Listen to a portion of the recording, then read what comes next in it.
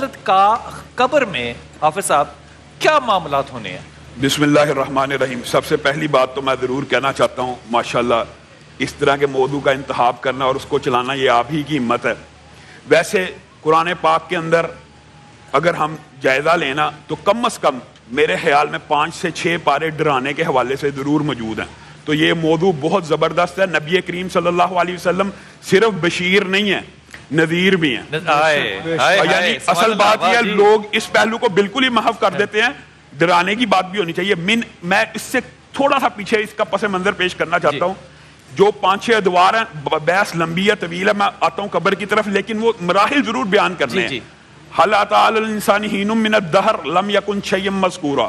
ایک دن وہ بھی تھا کہ انسان عدم تھا، اس کا کوئی وجود نہیں تھا. پھر اللہ نے سب سے پہلے عالم ارواح بنایا، انسان کی روح کو تخلیق کر دیا. پھر کہا من ای شیء خلق، کس چیز سے بنایا؟ من نطفۃ خلقہ فقدر، ہم نے ایک حقیر پانی سے بنایا اور جائے قرار ماں کے رحم کو چنا.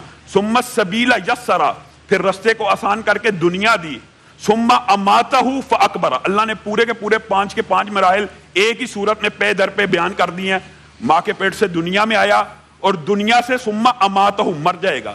پھر کیا ہوگا؟ فاکبر، قبر میں چلا جائے گا. یہاں سے ہم اپنی بات کو شروع کرتے ہیں. یہ 5 مراحل اس سے قبل کے ہیں. اب یوں ہی قبر کے اندر جانا، یہ بھی کنسیپٹ کلیئر ہونا چاہیے. بعض لوگ سمجھتے ہیں کہ جن مردوں کو آگ لگا دی گئی، جو سمندر میں بہا دیے گئے، جن کی لاشوں کو پرندے، یہ دیکھیں قرآن کی آیت واضح، ثم اماتہ فاکبر. اس سے یہ ثابت ہو رہا ہے جو مرے گا اس کو قبر نصیب ہوگی. اگر پرندے نے اچک لیا اسی کا پیٹ اس کی قبر ہے. اور حدیث کتنی مشہور ہے کہ اگر حضرت یونس بھی لا الہ الا انت سبحانک انی کنت من الظالمین نہ کہتے للبث فی بطنہ، تو اس کے بطن میں رہتے الی یوم یبعثون، قیامت کے دن تک. تو ان کی قبر، اس کا مطلب ہے قبر ہر اس جگہ کو کہتے ہیں جہاں پہ مرنے کے بعد انسان کا جسم منتقل ہو جاتا ہے. اصل اصول یہ ہے. بعض لوگ یہ سمجھتے ہیں نا کہ ہندوؤں کو جلا دیا گیا تو قبر نہیں ہے. اب قبر سے چند لمحے پہلے ہمارے ہاں ایک کنسیپٹ جو معاشرے میں ابھی بہن نے بھی جس کی طرف اشارہ کیا ہے کہ حساب کتاب تو قیامت والے دن ہونا. تو قبر کے جو اصل میں یہ آرگیومنٹ منکرین حدیث نے بہت زیادہ پھیلایا ہوا ہے معاشرے کے اندر. منکرین حدیث، جو حدیث کا اس دنیا میں کوئی منکر ہے؟ ہاں، حدیث کے منکر معاشرے میں عام پھرتے ہیں. پوچھیں علماء سے. مسلمان کہلاتے ہیں. مسلمان حدیث کے منکر ہے؟ جی جی جی ایسے لوگ ہیں. اب بتائے تصدیق ہوگی ہے منکرین حدیث کا یہ بہت بڑا. اللہ انہیں ہدایت دے. بلال بھائی ان کا یہ وہ کہتے ہیں جی قرآن سے دکھایا جائے، قرآن سے دکھایا جائے عذاب قبر. تو وہ کس کی زبان کا ہے؟ وہ بھی تو نبی کریم صلی اللہ علیہ وسلم پہ نازل ہوا ہے. لیکن بہرحال یہ ایک الگ بات ہے حجیت حدیث کے نبی کریم صلی اللہ علیہ وسلم کو ایک قرآن کی مثل عطا کی گئی، حکمت عطا کی گئی. اب بات یہ ہے قرآن پاک کے اندر قبر سے آپ کو برزخ کی زندگی، یعنی جو آپ نے بات کی ہے نا کہ اصل آنکھ تو اس وقت کھلنی ہے جس سے موت کی پہلی ہچکی آنی ہے. اصل حقیقت تو وہ ہے. آپ نے جو بات روایت پیش کی نا دنیا کی حقیقت خواب ہے، یہ قرآن پاک کی آیت کا ایک مفہوم بھی ہے کہ دنیا کی زندگی 1000 برس بھی جس نے گزاری، انسان جو دنیا میں سب سے طویل عمر کا ہوا کتنے 100 سال کا ہے؟ 1500، بعض روایات میں 1600. اس سے جب کل قیامت کے دن پوچھا جائے گا کم لبثتم، وہ کہے گا لبسنا یومن او بعد یوم، ایک دن یا ایک دن بھی نہیں. پھر کہے گا لم یلبسوا الا عشیۃ او ضحاھا، شاید عشاء کا ایک وقت تھا، شاید دوپہر کا ایک لمحہ تھا. تو اصل میں جب آنکھ کھلنی ہے اسی کے ساتھ کے الفاظ قرآن پاک میں 2-3 مقامات پہ ہے. میں آپ کی توجہ اس طرف کراتا ہوں. دیکھیں النار یعرضون علیہا غدوا وعشیا، اللہ کہہ رہا ہے کہ فرعون کا لشکر جو دنیا سے چلا گیا، مر گیا، ان کے اوپر آگ پیش کی جاتی ہے صبح اور شام. یہ دیکھیں عالم برزخ کے عذاب کی اس سے بڑی دلیل کیا ہو سکتی ہے؟ برزخ کو بھی ذرا ایکسپلین کیجئے، برزخ کیا چیز ہے؟ ہاں، من ورائہم برزخ، قرآن پاک کے اندر اس کا بھی ذکر موجود ہے. جب بھی انسان کو موت آتی ہے اس کے بعد کی جتنی بھی زندگی ہے وہ برزخی ہے. موت کے بعد جس زندگی میں انسان قدم رکھتا ہے وہ برزخ کی زندگی ہے. اور جب دوبارہ اٹھایا جانا ہے اس کے اور موت کے درمیان ہی کی زندگی کو. اور یہ مقام کہاں پر ہے برزخ؟ کس جگہ پہ ہے؟ برزخ تو زندگی کو کہتے ہیں نا. مقام تو انسان کا مختلف وہ واقعات طویل ہیں. علیین میں روحیں ہوتی ہیں، سجین میں ہوتی ہیں. بعض لوگوں کو تو قبر بھی اللہ رب العزت نے شہداء کا یہ مقام رکھا ہوا ہے کہ ان کو قبر کے فتنے سے اللہ نے محفوظ کر دینا، سیدھے پرندوں کے کالم میں منتقل عرش کے قریب جنت میں داخل کر دینا. قرآن پاک کے اندر اور آیات ہیں برزخ کی زندگی کی ابتدا کے حوالے سے چند دلائل دینا چاہتا ہوں. وَلَوْ تَرَىٰ إِذِ الظَّالِمُونَ فِي غَمَرَاتِ الْمَوْتِ، جب موت کی ہچکیاں لگ جاتی ہیں کسی بندے کو تو وہ کیا دیکھتے ہیں؟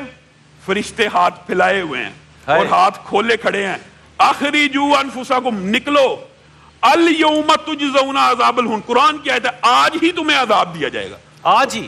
یہ تو قرآن سے ثابت ہے. اس لیے میں کہا احادیث سے پہلے قرآن سے یہ بات ثابت ہونی چاہیے کہ برزخ کی زندگی کی ابتدا کے جو کلمات ہیں وہاں سے ہی عذاب اسی دن سے ثابت ہو رہا ہے.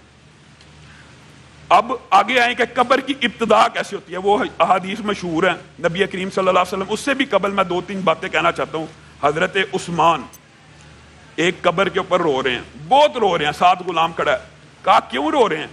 کہا نبی کریم صلی اللہ علیہ وسلم نے فرمایا تھا کہ قبر آخرت کی منزلوں میں سے پہلی منزل ہے، جس کی یہ آسان ہو گئی آگے ساری آسانیاں ہی آسانی. اور نبی کریم صلی اللہ علیہ وسلم خود قبر کے اوپر ہیں، ان کی بھی آنسو، نبی کریم کے آنسو کے مشہور واقعات ہے، قبر کے اوپر ہیں. اور کیا کہتے ہیں کہ اللہ کی قسم اگر مجھے یہ خوف اور ڈر نہ ہوتا کہ تم اپنے مردے دفنانا چھوڑ دو تو میں اللہ سے دعا کرتا تمہیں عذاب قبر میں سے کچھ سنا دیا جائے.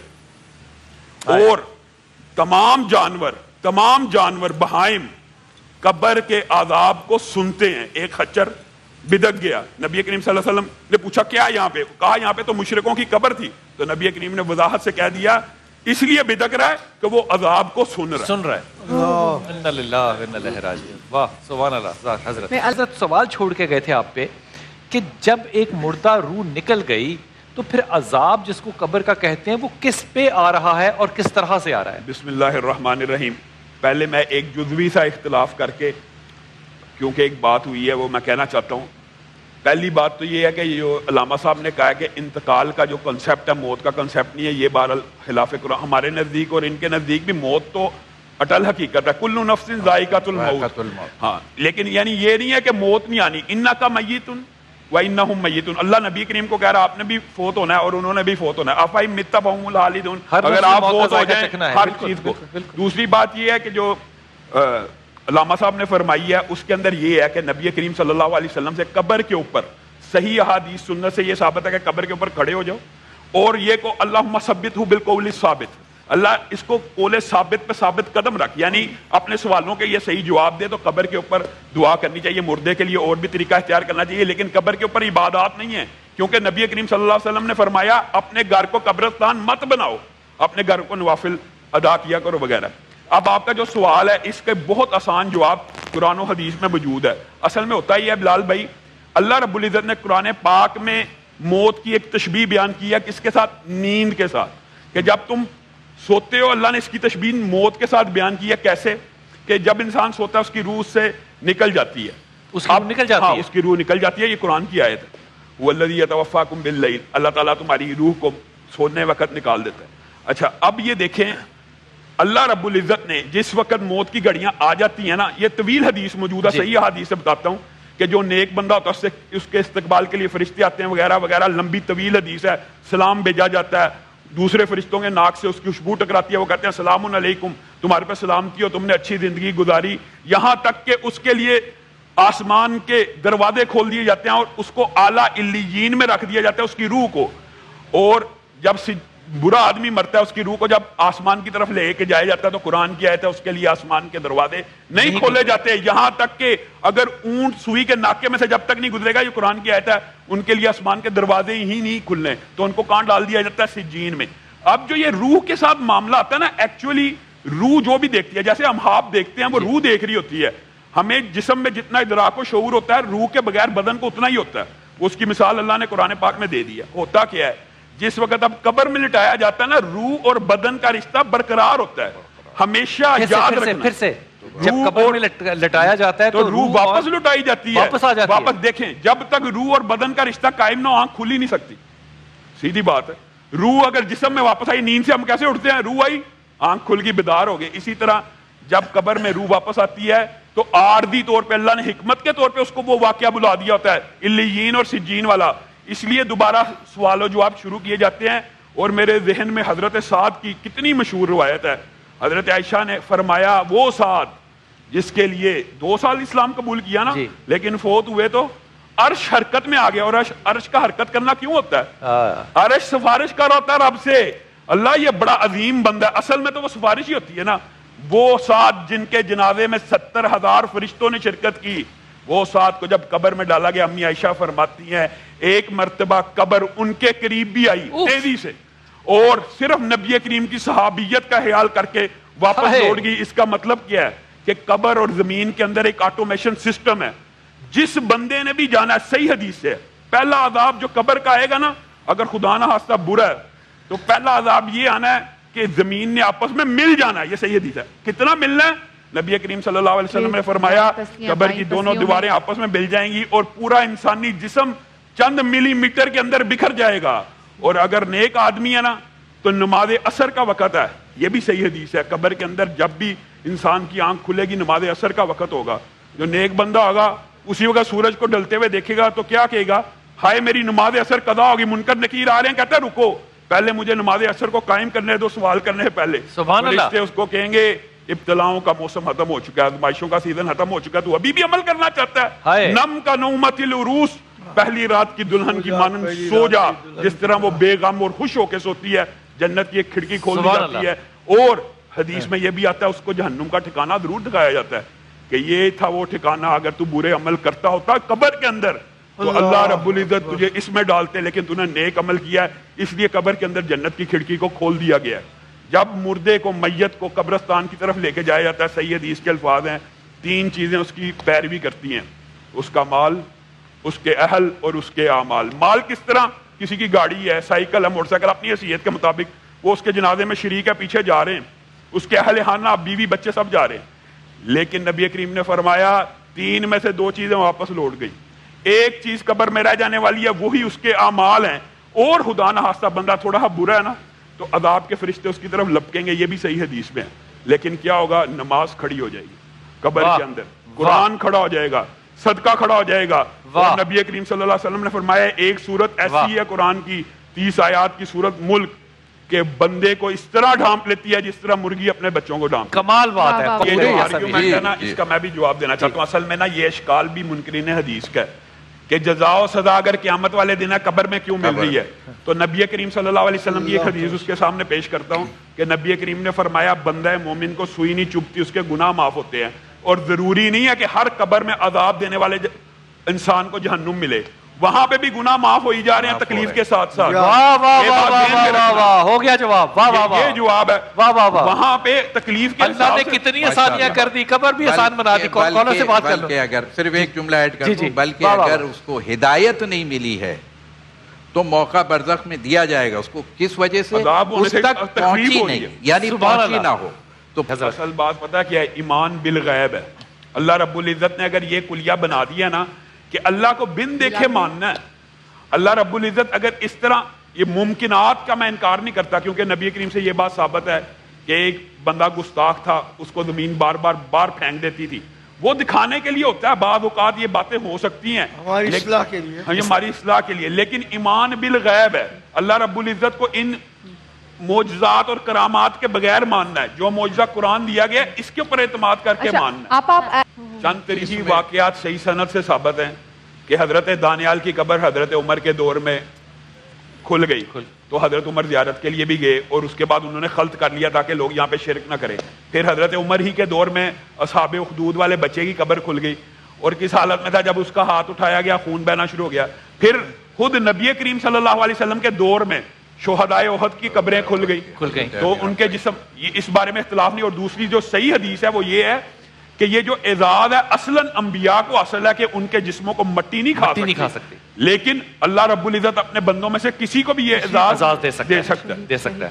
اور یہ جو انہوں نے بھائی نے سوال کیا نا کہ امانتاً دفن کرنا, اصل میں شریعت کے اندر اگر ایمرجنسی ہو تو کسی جگہ دفن کر کے بعد میں اس کو منتقل کیا جا سکتا ہے, اس کی گنجائش موجود ہے. لیکن بعض علماء کے ہاں یہ حق صرف شہید کا ہے کہ اس کو امانتاً دفن کیا جائے. وجہ کیا ہے کہ اللہ تعالیٰ نے پردہ رکھا ہے, جیسے بہن نے کہا پردہ رکھا ہے اس کے اندر علت یہ بھی ہے، ایک تو مردوں کی آواز نہیں سنوائی تاکہ مردے دفن کرنا کہیں نہ ترک کر دیں دفن کرنے کو، دوسری بات یہ ہے عیبوں کی پردہ پوشی نہیں کرنی، دنیا میں ایک آدمی ہے اور اگر اس کی آواز سنا دی جائے کہ اعضاء سارے ادھر ہی دفن ہونے چاہیے، یہ تو متفقہ پروگرام شاید لیٹ جوائن کیا کہ اس کا جو پہلا سوال ہے کہ جس جگہ پہ وہ قبر بنی اسرائیل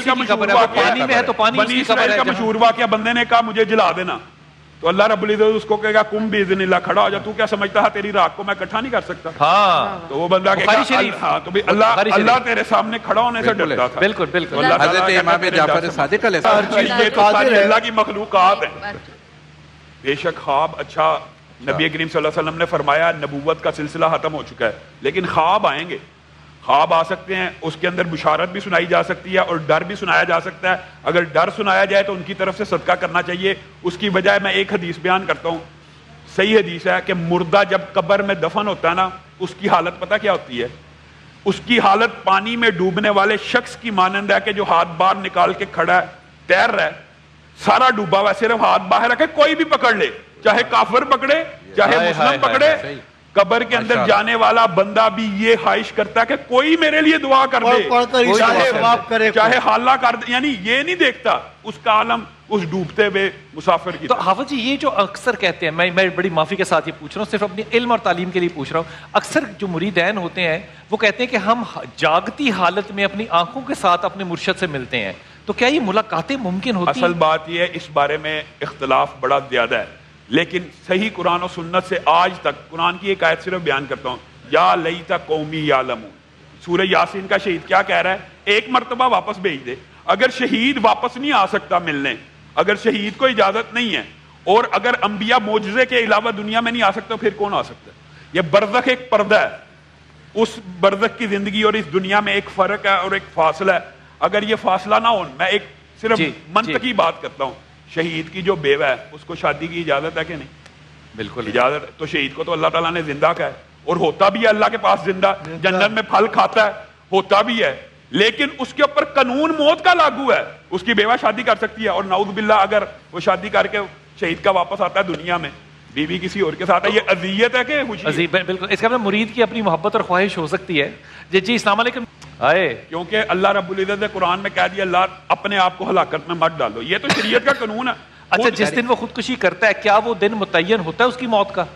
وہ طریقہ موت حرام، طریقہ موت حرام، یعنی شراب پی کے مر جائے بندہ، اللہ معاف کرے، اس نے تو اس نے اپنے مستقبل پر خودکش حملہ کر دیا، یہ سمجھ لیجیے، خودکش حملہ کر دیا۔ وہ جو حدیث ہے، صحابی جنگ میں تھا صحابی اور کہہ رہے تھے کہ کس خوبصورتی سے لڑا ہے، رسول اللہ صلی اللہ علیہ وسلم نے کہا یہ جہنمی ہے، یہ جہنمی ہے، بڑی صحیح، اپنے زخموں کی تاب نہ لاتے ہوئے اس نے اپنے آپ کو تلوار کے اوپر اپنی گرایا۔ یہ صحیح حدیث ہے، صحیح حدیث ہے، خودکشی حرام۔ اس کا مطلب یہ ہوا کہ موت کا دن یقیناً متعین ہے، لیکن کیوں کھڑا ہے یہاں پہ آ، تو وہ جو معاملات ہیں وہ خدا چاہے تو دنیا پہ قائم کر سکتا ہے۔ حضرت ایک بچے کے لیے، ایک بیٹے کے لیے، ایک بیٹی کے لیے، ایک بیوی کے لیے، ایک بیوہ کے لیے، جب کوئی کسی کا عزیز قبر میں چلا گیا، اب اس کے اعمال ہو گئے ختم، اب اس نے ہاتھ نکالا ہوا ہے باہر اور وہ کہہ رہا ہے کوئی مجھے پکڑ لے، کیا فرض ہے ہم پہ کہ ہم اس کے لیے کیا کریں؟ سب سے پہلی بات اس کے لیے دعائے مغفرت کثرت سے کرنی چاہیے، کثرت سے ہر وقت کرنی چاہیے۔ دوسری بات جو ثابت ہے، جن میں ہمارا اختلاف نہیں ہے، اس کی طرف سے صدقہ کرنا چاہیے، صدقہ کرنا ہاں چاہیے، اس کی طرف سے صدقہ کرنا چاہیے، پانی کا کنواں، والد ہے پانی کا کنواں لگانا چاہیے۔ نبی کریم صلی اللہ علیہ وسلم نے فرمایا مسلمان کے اوپر عذاب قبر دو بہت بڑی وجوہات کی وجہ سے آتے ہیں جو تمہیں دیکھنے میں معمولی لگتی ہیں، ایک طہارت کا صحیح خیال نہ رکھنا، طہارت کا صحیح خیال نہ رکھنا عذاب قبر کی بہت بڑی وجہ ہے۔ دوسری چغلی کرنا ایسی کہ جس سے آپس میں تفریق پیدا ہو، یہ دو سبب شریف میں نے سنا اس میں دونوں کا کام یہی تھا، دونوں کا تو ڈر کے مارے یعنی بندہ پاک صاف ہی نہیں تو سارا مسئلہ ہی نہیں تو نماز کہہ رہے ہیں نا، ہم آسان نہیں ہے زبان کی طہارت بڑا کہ جو بندہ وضو کر کے سو جائے اس کا اجر، اس کا ساری رات دعائیں کر عبادت میں گزری، تو پھر حضرت یہ جب مردہ گھر میں ہوتا ہے تو کیا وہ ہماری باتیں سن رہے ہیں؟ نبی کریم صلی اللہ علیہ وسلم نے فرمایا مردے کے اوپر بری بات نہ کرو، کیوں؟ کیونکہ جو لفظ تم منہ سے نکالتے ہو فرشتے کہہ رہے ہوتے ہیں آمین، نعوذ باللہ اگر یہ کہہ دے ہم برباد ہو گئے، نعوذ باللہ، یہ عام ہے نا، یہ معاشرے کی اصلاح ہونی چاہیے، ہم برباد ہو گئے، پیچھے والا فرشتہ کہتا ہے آمین تم برباد ہی ہو گئے، یہ الفاظ نہیں کہنے بہت چاہیے. احتیاط سے کام لینے کی ضرورت. وہ ہماری آواز کو سن رہے ہیں, مردہ نہیں سن رہا ہوتا لیکن یعنی فرشتے تو دیکھ رہے ہیں. جس طرح سے لوگ اس کو ہینڈل کرتے ہیں, جس طرح سے لوگ اس کو ڈیل کرتے ہیں, غسل دیتے ہیں, کیا اس کو اس کی تکلیف محسوس ہوتی ہے غسل دینے کی؟ جی, کسی بھی نبی کریم صلی اللہ علیہ وسلم نے فرمایا مردے کی ہڈی توڑنا ایسے ہی ہے جیسے زندہ کی ہڈی توڑنا. یہ صحیح حدیث ہے. مردے کی ہڈی توڑنا ایسے ہے جیسے زندہ. یہ احترام میت ہے. مسلمان کی میت اس طرح کی گری پڑی چیز نہیں ہے. ہلکے چلو, اس کا احترام نہ کیا. قبروں کی میت یہ کہ قبر